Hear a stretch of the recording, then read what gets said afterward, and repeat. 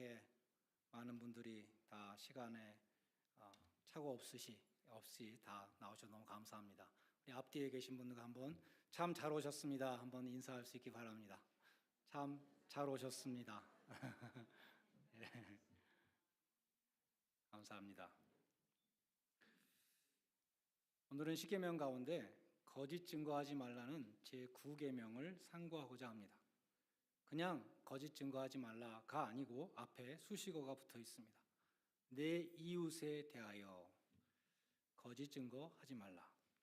자기 혼자 문 닫아 걸고 그냥 방 안에서 혼자서 거짓말하는 걸 말씀하는 게 아니고 다른 사람에게 제3자에 대해서 거짓으로 증거하지 말라는 것입니다. 참소하지 말라는 것입니다.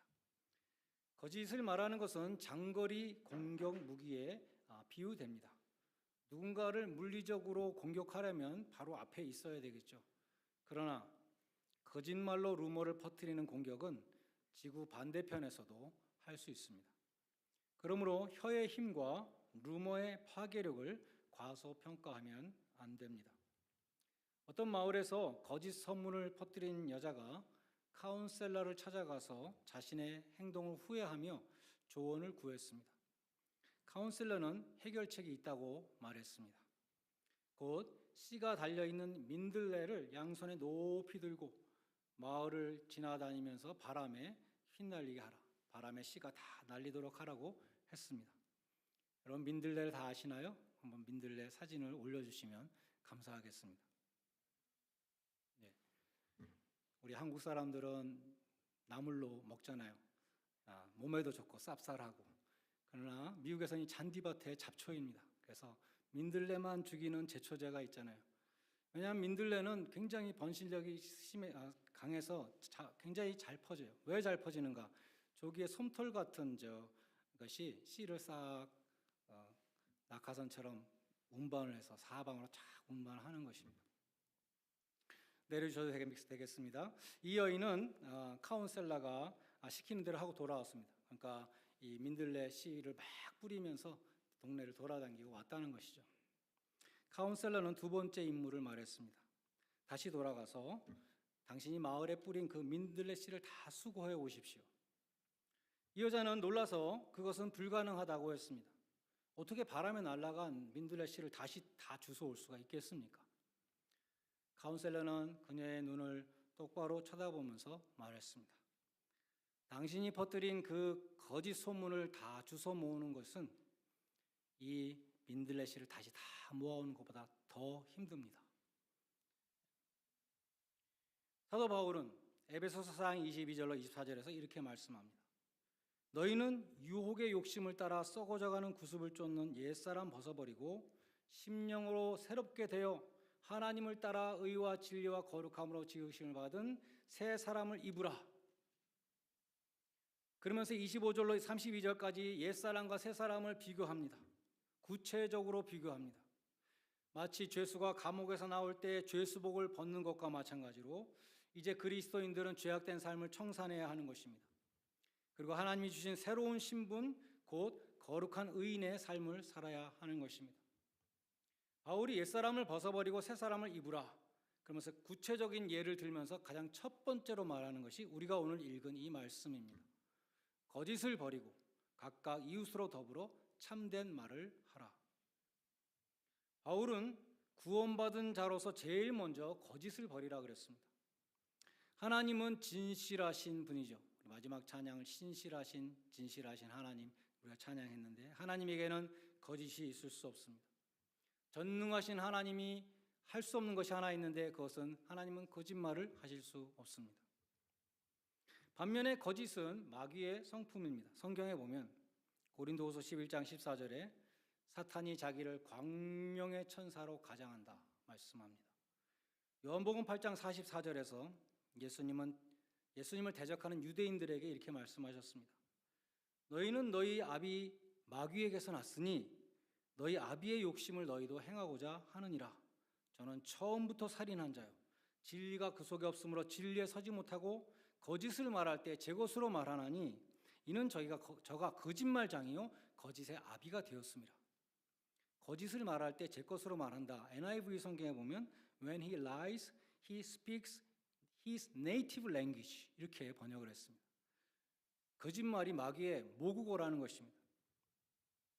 여기서 마귀가 처음부터 살인한 자요 거짓의 아비라고 했는데 이 말씀 창세기 3장에 아담과 하와가 마귀의 거짓말에 속아서 사형의 심판을 받았던 것을 가리킵니다.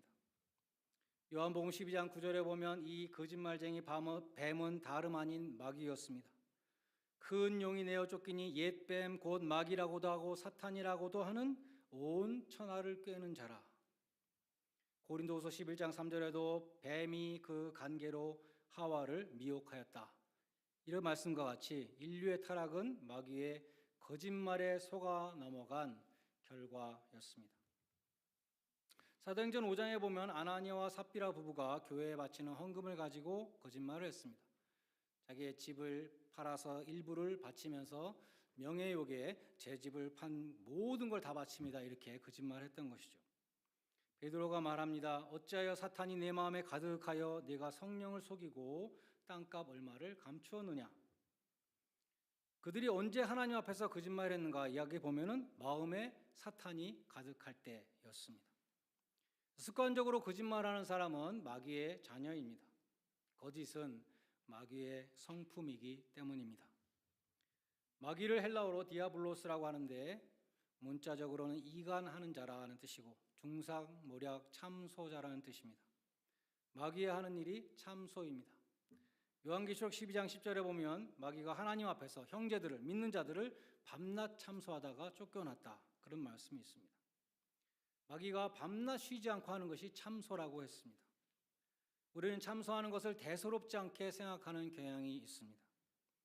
그러나 이웃에 대한 참소는 살인이나 간음이나 도적질과 똑같이 십계명에서 금하는 큰 죄인 것입니다. 간단히 말해서 이웃을 참소하는 것은 마귀의 짓입니다. 십계명은 이웃의 생명을 죽이는 살인을 금합니다. 이웃의 가정을 파괴하는 간음을 금합니다. 이웃의 재물을 도적질하는 도적질을 금합니다. 그리고 이웃의 명예를 훼손하는 참소를 금하는 것입니다. 참소는 1차적으로 비방을 당하는 사람에게 큰 피해를 줍니다. 그 사람의 명예를 훼손합니다. 뿐만 아니라 참소를 듣는 사람의 귀와 마음을 더럽힙니다. 나아가서 참소하는 자, 말하는 자 자신에게도 심판이 임한다고 했습니다.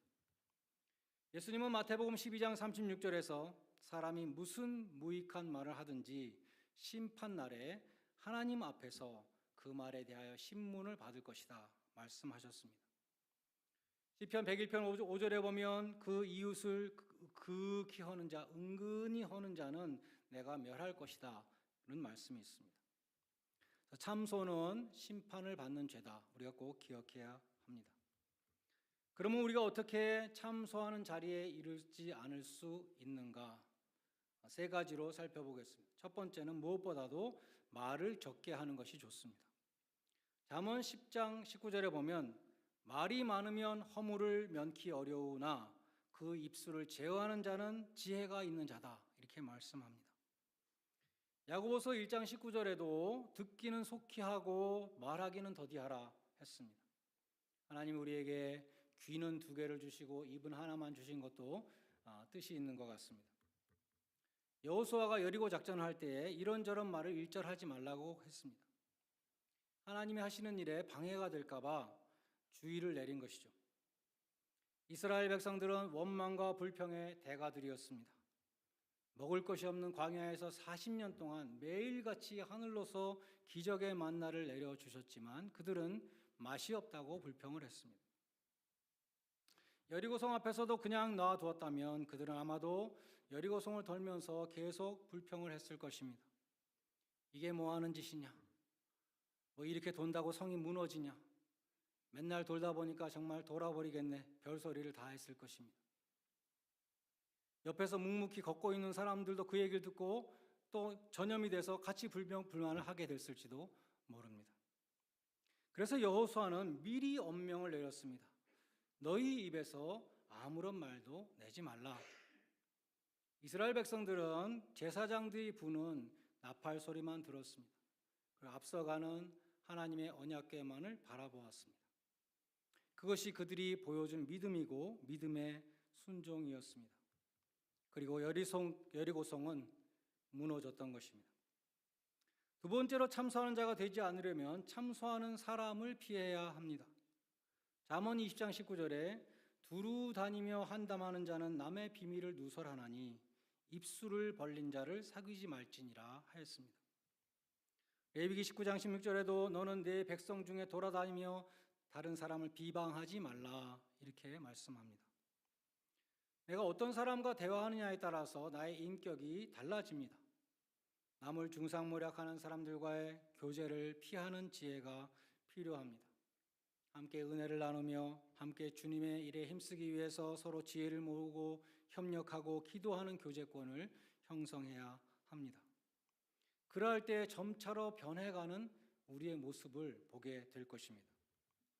만나기만 하면 잡담과 남의 비난으로 일관된 사람들의 모임에 내가 섞이게 되면 나도 모르는 사이에 참소에 동참하게 되고 죄를 짓는 자리에 동참하게 되어 버리는 것입니다. 그러므로 잡담하는 자리는 될 수 있는 대로 피하시고 기도하는 자리, 성경 공부하는 자리, 훈련하는 자리, 그런 자리에 힘써 참여하시기를 바랍니다. 세 번째로 참소하는 자가 되지 않으려면 기도 생활에 힘쓰고 성령 충만을 받아야 합니다. 시편 기자와 같이 내 입술에 파수꾼을 세워주십시오. 이게 기도문입니다. 말할 때마다 파수꾼 세워주십시오. 기도합니다. 잠언 기자와 같이 허탄한 말과 거짓말을 내게서 멀리하옵소서. 이렇게 기도해야 합니다. 성령님은 진리의 영이시다. 성경은 말씀합니다. 성령이 충만한 사람은 거짓을 말할 수 없습니다. 야고보서 3장 8절에 보면 우리 몸에서 가장 통제하기 힘든 지체가 혀라고 했습니다. 혀는 능히 길들일 사람이 없나니 쉬지 아니하는 독이요 죽이는 독이 가득한 것이라. 혀가 내 마음대로 되지 않는다고 말씀합니다. 또 혀는 불과 같이 엄청난 파괴력을 갖고 있습니다. 보라, 어떻게 작은 불이 어떻게 많은 나무를 태우는가. 혀는 곧 불이요 불의의 세계라. 혀는 우리 지체 중에서 온몸을 더럽히고 생의 바퀴를 불사르나니 그 사르는 것이 지옥불에서 나느니라. 작은 불씨 하나가 큰 숲을 다 태우는 것과 마찬가지로 말 한마디가 가정과 교회를 파괴할 수 있습니다. 그러한 파괴의 불씨는 지옥에서 나온다고 말씀하고 있습니다. 우리가 똑같은 입을 가지고 하나님을 찬송하고 지체된 이웃을 향하여 참된 말을 할 수도 있지만 반대로 우리가 똑같은 말을 가지고 지옥의 불씨를 던질 수도 있다는 것입니다. 참된 믿음의 증거는 통제된 혀라고 할 수 있습니다. 오순절에 성령님이 강림하셨을 때 어떤 일이 일어났습니까? 사람들이 방언을 말하기 시작했습니다. 하나님이 그들의 혀를 통제하셨는데 사람들이 각 나라 말로 하는 그 방언을 들어보니까 하나님의 큰 일을 말하더라. 이렇게 기록되어 있습니다. 우리는 혀뿐만이 아니라 마음의 생각까지도 성령님의 통제를 받아야 합니다. 반면에 성령님의 통제를 받지 아니하는 이 거짓된 혀는 거듭난 그리스도인이 버려야 될 제1번, 첫 번째 악습인 것입니다. 다음으로 오늘 봉독한 에베소서 4장 25절은 우리가 교회에서 거짓을 버리고 참된 말을 해야 되는 그 이유에 대해서 우리가 서로 지체가 되었기 때문이다 라고 말씀합니다. 만약 눈이 머리에게 거짓말을 하고 머리가 손에게 거짓말을 하고 우리 지체가 서로 거짓말을 하면 어떻게 되겠습니까? 몸이 제대로 움직이려면 각 지체가 서로 역할을 잘 감당해야 되죠. 거짓이 없어야 됩니다. 전에 마틴 얀이라고 하는 유명한 중국의 셰프가 텔레비전에서 닭 한 마리를 칼질을 하는데 18초 만에 부위별로 탁 나누는 묘기를 본 적이 있습니다. 이 사람은 18초 만에 닭 껍질까지 다 벗깁니다. 이 크고 날카로운 이 중국식 칼, 그 칼을 쥔 손이 보이지 않을 정도로 막 움직이는 것입니다. 만약에 그 사람의 눈과 손이 서로 속인다면 어떻게 되겠습니까? 닭을 자르는 것이 아니라 자기 손을 자르게 될 것입니다. 몸과 지체의 비유는 사도 바울이 교회에 대해서 말씀할 때에 애용하는 비유입니다. 고린도전서 12장 27절은 너희는 그리스도의 몸이요 즉 지체의 각 부분이라. 교회가 몸이고 우리 한 사람 한 사람은 멤버들이라고 지체라고 말씀합니다. 또 로마서 12장 5절도 우리 많은 사람이 그리스도 안에서 한 몸이 되어 서로 지체가 되었느니라. 그처럼 성경은 교회를 몸으로 비유하고 우리 한 사람 한 사람을 지체로 비유하는데 특별히 교회의 머리는 예수님이다 이렇게 말씀합니다. 에베소서 1장 22절로 23절은 예수 그리스도를 만물 위의 교회의 머리로 주셨고 그리스도는 교회는 그리스도의 몸이다. 골로새서 1장 18절도 그리스도는 몸인 교회의 머리다 라고 말씀합니다. 예수님이 교회의 머리다. 인간이 교회의 머리가 되면 안 되겠죠. 자기의 뜻을 막 고집하고 자기가 왕노릇할 때에 교회는 어려워지고 나아가서 마귀가 교회의 머리가 되면 교회는 정말로 걷잡을 수 없는 파멸의 길로 가게 되는 것입니다. 교회는 길이요 진리요 생명이 되시는 예수님이 머리가 될 때에 바른 길에 걸어가게 되고 진리의 복음을 전파하며 많은 사람들의 생명을 건질 수가 있습니다. 그러나 마귀가 교회를 점령하게 되면 거짓말과 참소가 난무하고 분열과 다툼이 일어나고 많은 사람들을 실족시키고 교회를 떠나가게 하는 그러한 일이 일어나게 되는 것입니다. 우리는 교회를 섬기는 지체들입니다. 우리는 지체들 간에 서로 진실해야 합니다. 그리고 우리는 교회를 섬길 때에 머리가 되신 주님의 말씀과 주님의 모범을 따라서 주님의 뜻을 행하는 자들이 되어야 하는 것입니다. 마지막으로 요한 1서에 보면 하나님을 거짓말쟁이로 만드는 거짓말이 있다 말씀합니다. 곧 나는 죄를 짓지 않았다라고 말하는 사람, 그 사람이 바로 하나님을 거짓말하는 자로 만든다고 말씀합니다. 하나님은 우리가 죄를 지었기 때문에 예수님을 인간의 몸으로 세상에 보내셔서 십자가에서 화목 제물이 되게 하셨습니다. 근데 나는 죄를 지은 적이 없다. 왜 자꾸 나보고 죄인이라 그러냐? 그리고 딱 우리가 부정을 하게 된다면 결국 하나님을 거짓말쟁이로 만드는 것밖에 안 된다는 것입니다. 그것은 예수님의 십자가 희생을 헛되게 만드는 것입니다. 우리가 우리 죄를 솔직히 자백할 때 그때 우리는 진리를 행하는 것입니다. 그것이 하나님 앞에 참되게 서는 것입니다.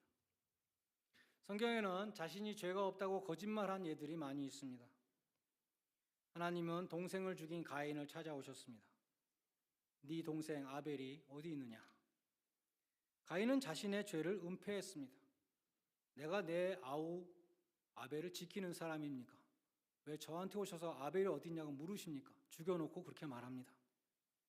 그때 하나님이 뭐라고 말씀하셨습니까? 네 아우의 핏소리가 땅에서 호소하느니라.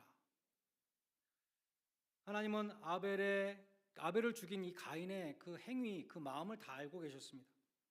근데 그 앞에서 죄가 없다, 나는 죄가 없다고 발뺌을 하는 이 가인은 하나님 앞에서 거짓말하는 자였습니다. 하나님은 가인을 지면에서 내쫓으셨다. 하나님과의 관계가 단절된 것입니다. 사울 왕은 아말렉 족속을 멸하되 그 육축들까지 짐승들 다 죽여라 하나님의 명령을 어기고 육축들을 끌고 왔습니다. 자기의 욕심 때문에 하나님의 명령에 불순종해 놓고 사무엘에게는 하나님께 좋은 곳으로 제사를 드리려고 이것들을 안 죽이고 다 끌고 왔습니다. 이렇게 거짓말을 합니다. 사람들은 그러한 신앙적인 변명에 귀가 솔깃해서 속아 넘어갈지도 모릅니다.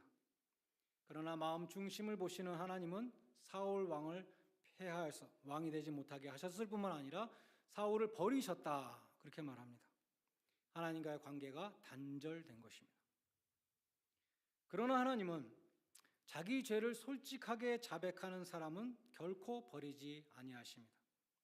결코 관계를 끊지 않으십니다. 하나님 앞에 감추는 것이 없이 다 솔직하게 드러내기만 한다면 신실하신 하나님께서는 죄 용서의 약속을, 죄를 용서해 주신다고 하신 그 약속을 지키시는 것입니다. 다윗은 시편 32편에서 내가 내 허물을 여호와께 자복하리라 하고 주께 내 죄를 아뢰고 내 죄악을 숨기지 아니하였더니 곧 주께서 내 죄의 악을 사하였나이다. 이렇게 고백했습니다. 다윗은 정말 허물과 죄가 많은 사람이었습니다. 그럼에도 불구하고 빛 대신 하나님 앞에 자기의 죄악을 숨기지 않았습니다. 그래서 하나님의 마음에 합한 자가 되었습니다. 나를 주 앞에서 쫓아내지 마시며 주의 성신을 내게서 거두지 마옵소서. 우리도 다윗처럼 이처럼 상한 심령과 통회한 마음으로 기도하며 죄의 씻음을 받을 때에 빛 대신 하나님과 늘 동행할 수 있습니다. 하나님과의 이런 빛된 사귐은 주 안에서 형제 자매된 우리 성도들의 교제에도 그대로 실천되어야 합니다. 성도들 간에도 바리새인의 교제는 아무런 의미가 없습니다. 위선의 막을 치고 하는 교제는 진실이 없습니다. 자신의 부족함, 아픈 것도 솔직히 내어놓고 같이 기도할 때에 주님이 기뻐하시는 교제가 이루어지게 됩니다. 그러한 교제의 기쁨이 교회 생활의 큰 기쁨입니다. 그러한 교제를 체험하지 못하는 사람은 불행한 교회 생활을 하는 사람입니다. 여러분, 그러한 믿음의 친구가 몇 명이나 있으십니까? 교인들은 아무리 많이 사귀어도 다 헛것입니다. 교인 관계는 교회를 떠나면 끝입니다. 헤어지면 다시 전화도 하지 않습니다. 그러나 단 한 사람이라도 진심으로 합심하여 기도한 관계는 영원히 계속됩니다. 하늘나라까지 가는 것입니다. 우리 교회에서 그러한 믿음의 친구, 기도의 동역자들을 많이 만드시기를 바랍니다. 그래야 빛 대신 하나님과 사귀는 그 영광과 또 주 안에서 진실함으로 서로 사귀는 그 교제의 기쁨이 여러분 모두에게 충만히 임하시기를 주님의 이름으로 간절히 축원드립니다. 이제 한번 같이 기도할 수 있기를 바랍니다. 통성을 한번 기도할 수 있기를 바랍니다. 이 제 9계명을 우리가 생각하면서 나는 얼마나 하나님 앞에 진실하였는가, 이웃에게 나는 얼마나 진실하였는가, 우리는 마귀의 네이티브 랭귀지를 말하고 살지는 않았는가, 그러한 것을 우리 한번 생각해 볼 수 있기를 바랍니다. 남의 흉을 보고 흉 보는 것을 즐거워하고 흉을 듣는 것을 즐거워하고 그렇게 죄악된 본성을 가지고 살지는 않았습니까? 이 시간 한번 기도할 수 있기 바랍니다. 우리의 거짓된 혀와 거짓된 위선을 버리게 해 주십시오. 정직한 마음을 주시옵소서.